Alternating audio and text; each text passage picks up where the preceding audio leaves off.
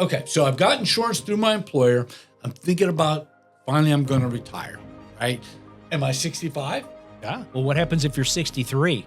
If I'm 63, well, then if I retire, I have to get health insurance, and I'm not getting Medicare because I'm not 65. So I've got to secure health insurance by another means. I can either go on exchange or off exchange. But that's a big question that we get a lot of times, because we get people that do retire. Hey, I'm not 65. What do I do?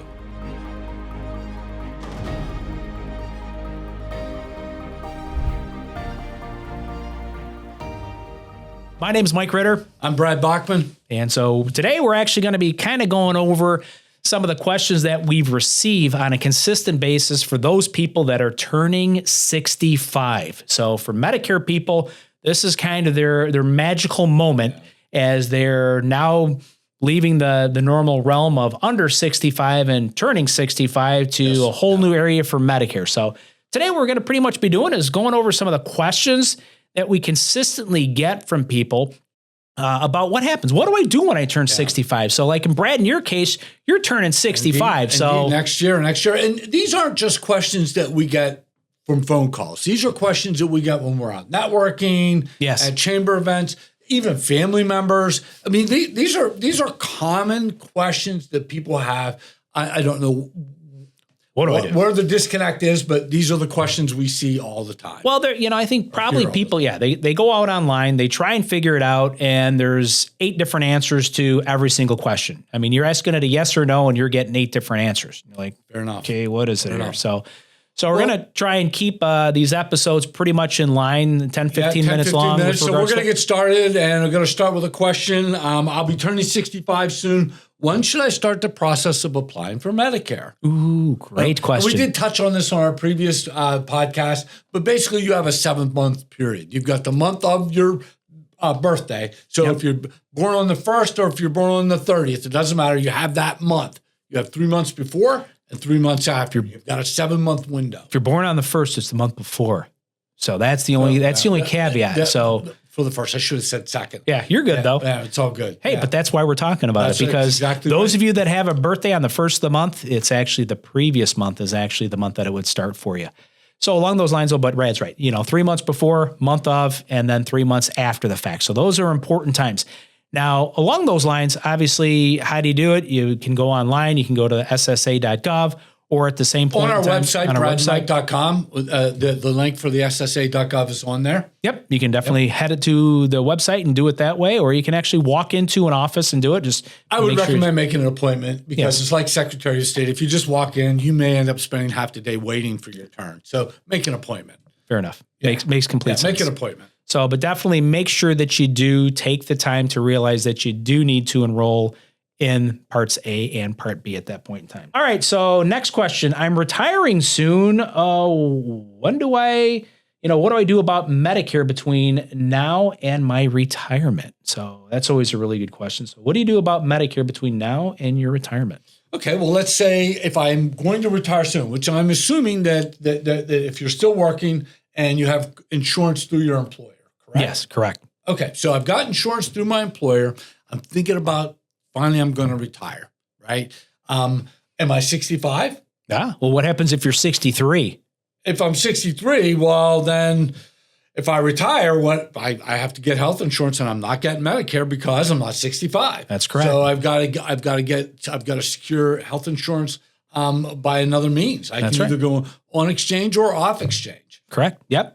But that's a big question that we get a lot of times, because we get people that do retire. Hey, I'm not 65. What do I do? Well, you still need to carry your health insurance if you want to do it that way. And look, we will never advocate or recommend that you roll the dice and live your life without health insurance. And I know a lot of people do, and I know there's a lot of different reasons why people do that. And many of those reasons are financial in nature.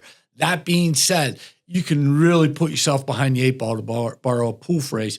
If you don't have health insurance and a catastrophic injury or illness occurs to you, you could bankrupt yourself. Really, the costs are astronomical. It's better to spend a little money up front rather than take the risk of getting slammed with a huge medical bill because you don't have insurance. Well, yeah. Well, we talked about that in the previous episode about, only just having original Medicare Part A and Part B. You got that 20%. that always has to be taken care of. Yeah. So that's definitely a big thing. So next question. I am over 65 and retiring in the next 3 to 6 months. I have Medicare Part A, but how do I get Part B? So this is actually a fairly common question that we do have where people have enrolled in Part A because maybe they're at an employer and they have Part A, but they don't necessarily need Part B because they have group health insurance at that point in time. And so they have that in place. You just basically have to go back in at that point in time to the Social Security office or go back out online. And then at that point, sign up for Part B because you're actually having a change in status. So that's kind of a big thing that you have to remember too. Change in status. Yep. So you qualify for a special enrollment period at that point in time to make the change. The acronym known as SEP, Special Enrollment Period. And you'll hear that a lot. Acronyms, Yes, 3-letter you'll words. hear that a lot. But a special enrollment period, when you are working and you decide you're going to retire, you can go right back to Social Security Administration, either with an appointment or online, and say, I'm retiring on this date. I want to enroll in Part B. Yep. And then you are good to go. So what do you got? What's your next question you got? I'll be 65 soon, but plan to keep working full time. Is it better to keep my employer's health insurance or to get Medicare? And that is a question we hear a lot. Yeah. What and honestly, there's no pat answer to this. You got to work the math. Yeah, you do. I mean, that's the key thing because what will end up happening is that, let's say if you're an employer under 20 lives, you're going to be signing up for Part A and Part B anyways. That's correct. And so based on what your employer's cost of So their I'm going plan. to pause you for a quick minute. Yep. Just to go back to that. If your employer, if you're age 65 and you work for an employer and they have more than 20 employees, 20 full-time equivalents, right? Yep. Then that's one scenario. If you could have deferred, but if they have less than 20 employees, then you would have had to have registered for Part A and Part B, regardless of your retirement or working circumstance. Yep. But you definitely have to take a look at it at that time because it may make more sense because in some cases, some employers are very generous as far as how much they're actually paying for the insurance. And some aren't. I mean, that's the reality that you have today. So you know this. If your employer is contributing 50% and you're contributing 50% for your single coverage, that's coverage just for you, right? Not counting your family members, as opposed to if they're covering 70% or perhaps even 100%. We still see that every now and again. Sure do. Not as common as it once was, right? But now it's more common to see 50% coverage, or and a little 70. But you literally have to work the math to see what makes better sense. Yep. So you're not going to know what it costs. So with that being the case, call us. Yes. Call Brad. Call us. Or go to our website and set up an appointment, however you want to do it and that type of stuff. Get into our calendar, whatever the case may be.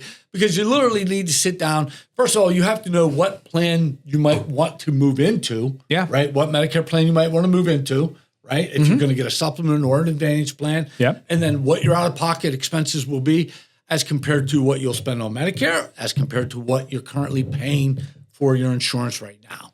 And look, it's not rocket science. As they say, we could sit down, put pen to paper, and figure it out. Starlink it. We just put pen to paper and work the math. That's really what it comes down to. Yep. And then help you make that decision. Perfect. So yeah. Ooh, is Medicare mandatory? Do you have to enroll in Medicare? Well, let's say this. What happens if I don't enroll in Medicare? That's pretty much the better question. That is the better question. What happens if I don't? Is there a penalty? Yeah, there is a penalty. Yeah, there are penalties in that case. Yes. So, I mean, what you really want to look at in this type of situation is that's really where you have your health insurance, if you want to think of it in those terms, your Part A and your Part B for you when you're over age 65 or in retirement year. So if not, this kind of goes back to your question, your statement earlier. You're rolling the dice. You don't have anything. Yeah. Now, if you don't enroll during that enrollment period, what they call is your initial enrollment period, that 7-month window, you, in most cases, unless you have certain circumstances or certain special enrollment periods that might, apply, you can be looking at penalties. And so you could be looking at a Part B penalty. You could be looking at a Part D penalty for not enrolling. But along those lines, those penalties are going to be way better than you actually having nothing at all whatsoever. So along those lines, definitely give us a call, because if you don't have to sign up for Medicare, but please understand that you're taking a really big gamble by not doing that. Yeah. So give us a call. We're happy to help you. And a lot of times the penalties that you actually have to pay are not as big as what you're probably thinking they actually might be, because there's calculators that we can use to kind of guide you through to show you what those look like. And then we can kind of help you determine whether or not, oh my gosh, it makes sense that you need to do this, because you know what? I got X, Y, and Z going on. I'm now on this medication, and you're not going to miss your house note or your car payments because you have a penalty because you didn't enroll in Medicare. However, no one wants to pay extra. You don't have to. Just call us and we'll walk you through it, and you can make a determination from there. Spot on. Yep. So next question: am I limited to a doctor I can choose, or are referrals required for Medicare? So great question in regards to that. This one kind of comes up all the time, and this deals specifically with networks. So if a person signs up and they have original Medicare, so original Part A and Part B, as long as the doctor is able to bill original Medicare, you don't have any issue with that at all whatsoever. So the doctor takes it. So it really comes down to asking your doctor, do you take Medicare?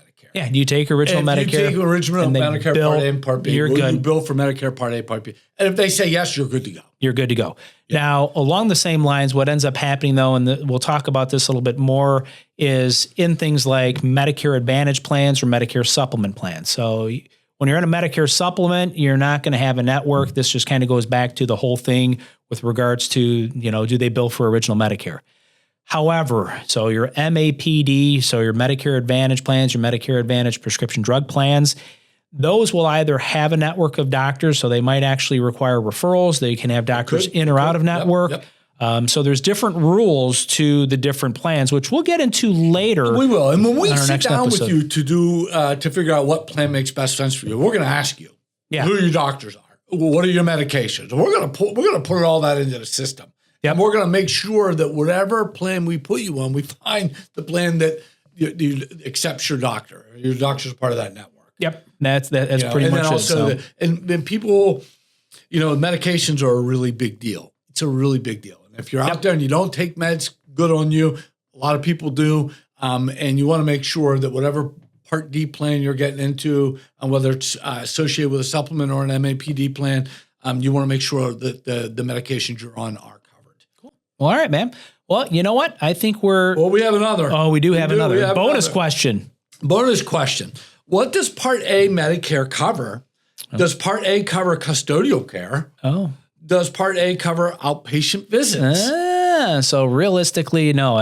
Your Part A is going to be for your hospitals and those types of things that are associated with being in the hospital. And what is custodial care? I think that when we say that, people may not understand specifically what we mean by that. So that's pretty much having somebody come in, like when you're in a situation, you're elderly, you're not able to bathe, clothe, dress yourself, things in that type of nature. That's got to be your custodial care. Activities of daily living. That's right. As they call that. That's correct. Your ADLs. Yes. There's another acronym. There's another acronym, ADLs. So with that being the case, no, custodial care is not covered by Part A. Now, in some cases, it can be covered depending on the circumstances by your MAPDs and that type of stuff as well.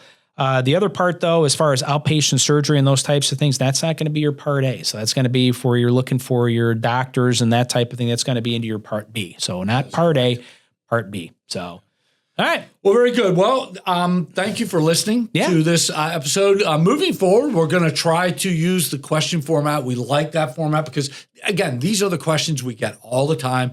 And we feel like this is a great way to address the subject. Yeah. But, but along the same lines, you may have a question that we don't touch on. Feel free just to email us. Give us a call. We'll put you on the paper. Yeah. We'll give you credit, too. Yeah, we will. We'll give you a shout out. Yeah, we'll give Initials only, though. JP and Westland, or whatever the case may be. Yeah, exactly. Yeah.